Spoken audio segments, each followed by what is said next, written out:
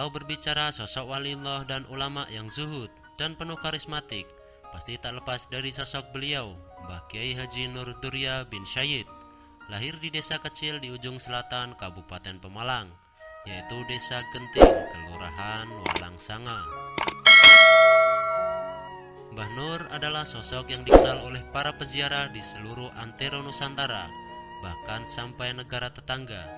Hingga saat ini banyak sekali peziarah yang datang dari beberapa daerah di Indonesia, apalagi menjelang bulan Sya'ban, peziarah yang mengantri ketika ingin masuk ke area makam. Banyak sekali beredar cerita tentang kekarismatikan beliau, dari mulai keistimewaan beliau yang sejak kecil tidak kehujanan, sampai sang guru gaibnya. Menurut beberapa cerita narasumber yang dari beberapa daerah yang menceritakan, ada seorang santrinya Mbah Nur Moga dari desa Kangkung Meranggen, Jawa Tengah, yaitu Kiai Haji Abdul Muid Elko, yang sangat takdim dan patuh terhadap dawuh-dawuhnya Mbah Nur Moga. Dan setelah wafat pun beliau Kiai Haji Abdul Muid setiap tahun pasti ke sana untuk menghauli gurunya itu. Di suatu tahun kira-kira tahun 2011-an lampau, ketika selesai berziarah dan ingin pulang, gak tahu kenapa mobil bisnya macet dan gak bisa jalan, dan diperbaiki sampai jam 3 malam tetap gak bisa nyala mobilnya. Terus Kiai Haji Abdul Muid memutuskan untuk bermalam di makamnya Mbah Nur. Dan anehnya tanpa diapa-apakan, paginya mobil itu bisa menyala sendiri. Dan ketika sampai di Pemalang kota, ternyata tadi malam ada bencana banjir besar. Bahkan air banjir bandang itu katanya warga sampai berwarna hitam.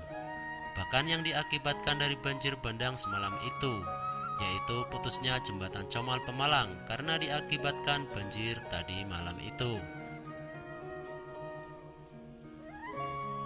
Semenjak itu, dengan kejadian mobil yang mogok tanpa adanya masalah itu, bisa disimpulkan bahwa Mbah Nur Moga tidak mengizinkan santri kesayangannya pulang karena tidak ingin santrinya yang baru saja sowan itu kena musibah di perjalanan pulangnya. Cerita ini dikutip dari Ketua Ma'arif Kabupaten Demak.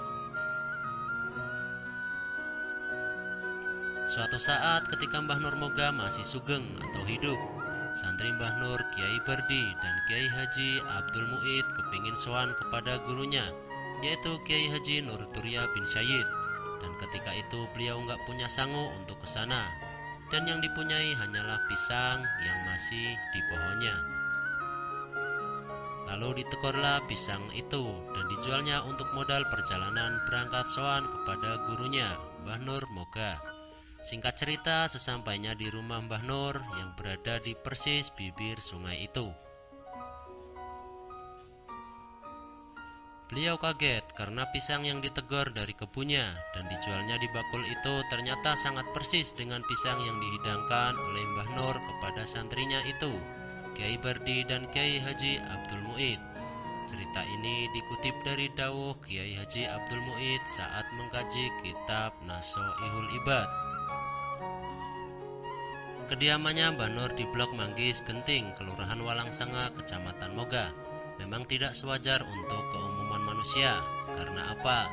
Kediaman beliau terletak di bawah dasar, hampir persis di bibir sungai, yang bisa dibilang antara rumah beliau sama sungai tidak ada jarak, bahkan bisa dibilang menyatu dengan sungai.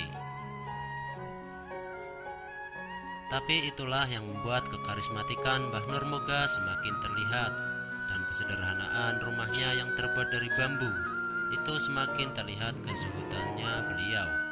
Namun ada titik khawarikul adahnya dari beliau.